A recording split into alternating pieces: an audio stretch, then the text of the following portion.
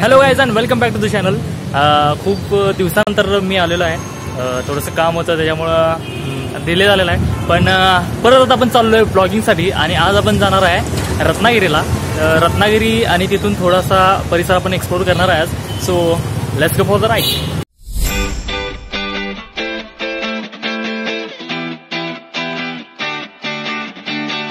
सध्या आलोय आपण आंबा या गावामध्ये। 2:30 वाजता इचलकरंजीमधून आपण ट्रॅव्हलला स्टार्ट केलं होतं। 4:45 वाजलेले आहेत आणि 120 किलोमीटरचं अंतर आपण क्रॉस केलेलं आहे। अजून एक 70 किलोमीटरचं अंतर 2.25 तासामध्ये आणि अजून इथून पुढे 70 किलोमीटरचा प्रवास आहे। तर तिथून मग आपण रत्नागिरीला पोहोचूया। बघूया तिथं जाऊन काय होते। सध्या तरी आता ह्या ब्रेकला चालू आहे।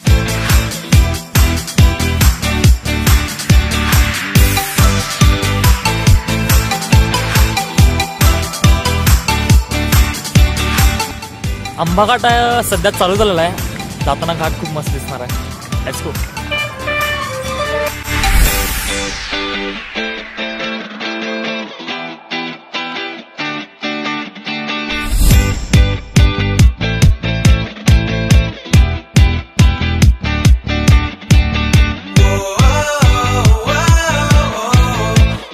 सध्या आपण आता रत्नागिरीमध्ये पोहोचलेलो आहे।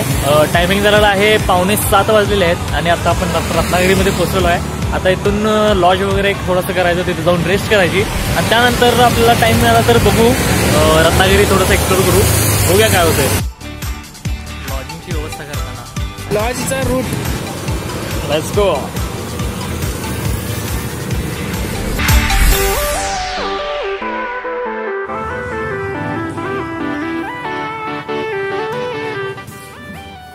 Good morning everyone and welcome back to the channel.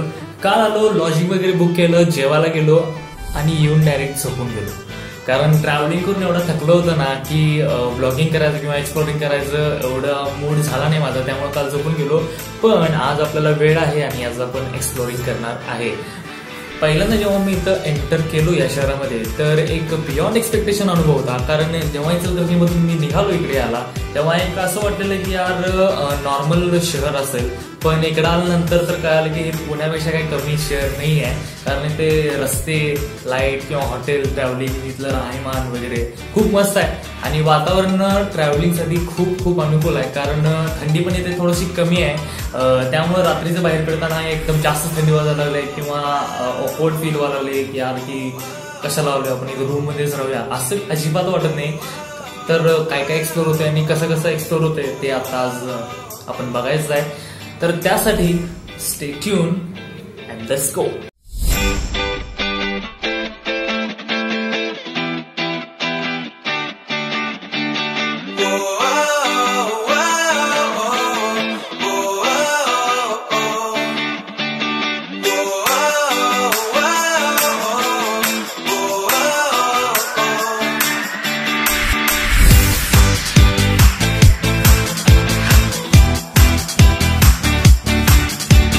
हा किल्ला आहे रत्नदुर्ग किल्ला। तर ह्याला भगवती दुर्ग किल्ला पण असं म्हणतात, कारण भगवती देवीचं मंदिर आहे या किल्ल्यावर।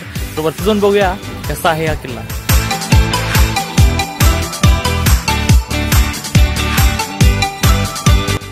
किल्ल्याचा वरून नजारा हा असा दिसतो आपल्याला। सध्या आपण आहे इथे बाले किल्ल्याच्या इथे।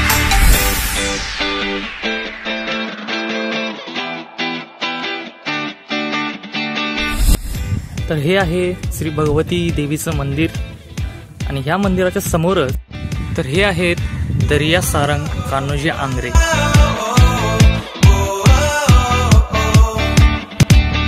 डायरेक्ट समुद्राच्या तिथे एक मोठी गुहा आहे, तिथून ही बाहेर पडते। म्हणजेच किल्ल्यावरून डायरेक्ट आपल्याला चोर वाटेने जर जायचं असेल समुद्रामध्ये तर ह्या भुयारी मार्गाचा वापर आधी महाराज करत होते।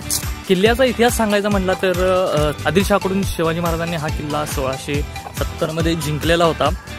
तर त्यानंतर मग याची किल्ल्याची डागडुजी करण्यासाठी ते आंग्रे यांचं जे होते ते यांचं खूप मोलाचं योगदान आहे ह्याच्यामध्ये। असं म्हणतात की आरमाराच्या रचनेमध्ये त्यांचा खूप मोलाचा हात होता।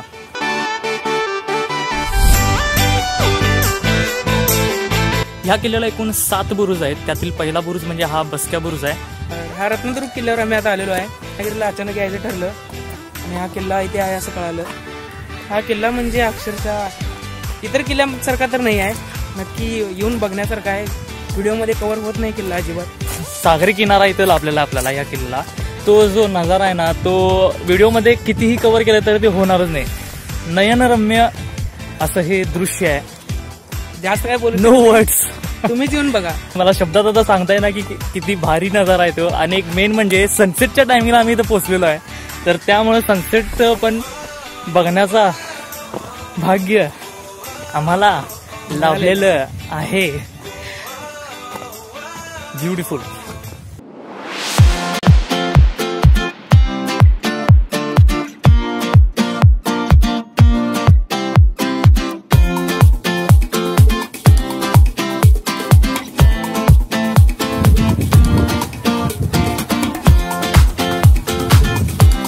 काय जबरदस्त नजारा आहे. असा नजारा मी आत्तापर्यंत कधीच पाहिला नाही आहे आणि खूप मस्त म्हणजे खूप मस्त नजारा आहे.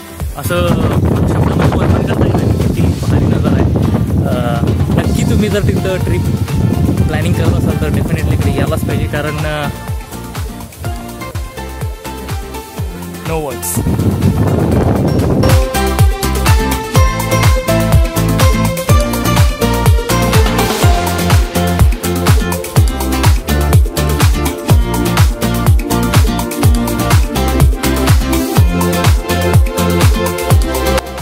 संस्कृती, आपला अभिमान, राजा शिवछत्रपती, महाराष्ट्राची शान.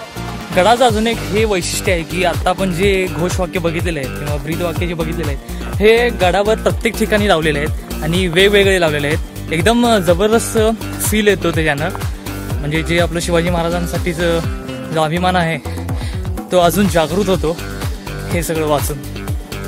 पण किल्ल्यावर जो भुयारी मार्ग बघितला होता इथे, तर त्याचे ते दुसरं टोक आहे. म्हणजे तो रस्ता ह्या गुहेतून बाहेर पडतो.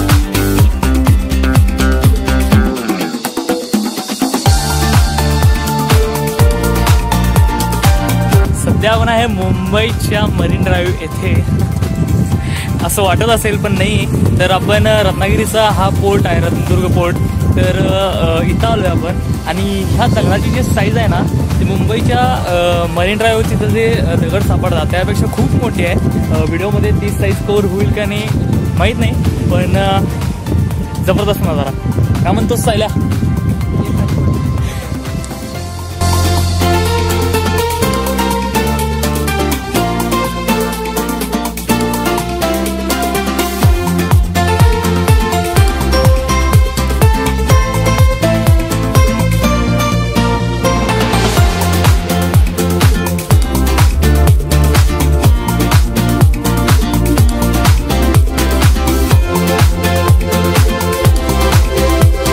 Good afternoon everyone.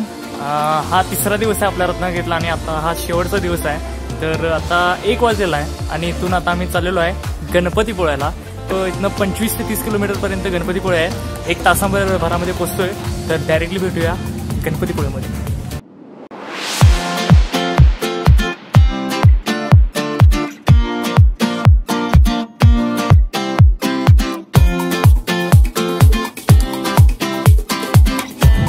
अरे बीच बघा रे. अरे अरे अरे बीच बघ.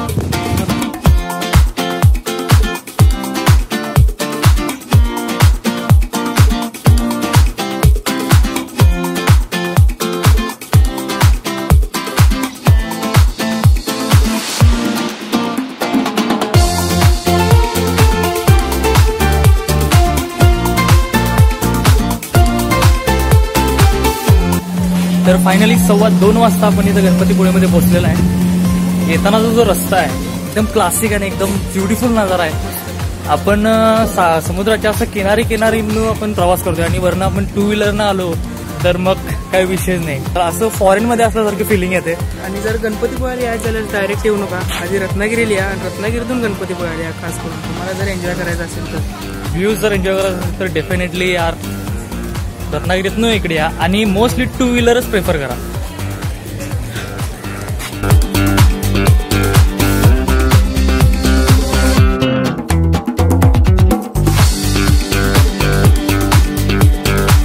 सध्या ऑफ सीझन असल्यामुळे इथं गर्दी नाही आहे, त्यामुळे आपलं दर्शन लगेच होऊन जाईल. पण एक प्रॉब्लेम असा आहे की कॅमेरा चालत नाही आहे, त्यामुळे बंद करायला लागणार आहे. नंतर भेटू.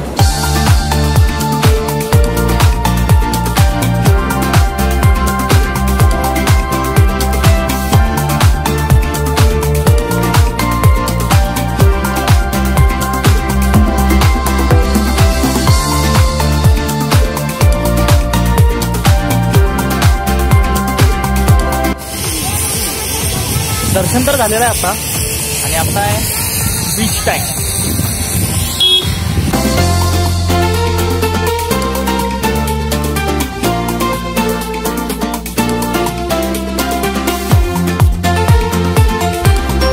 तर इथंच थांबूया आपल्या या व्हिडिओला.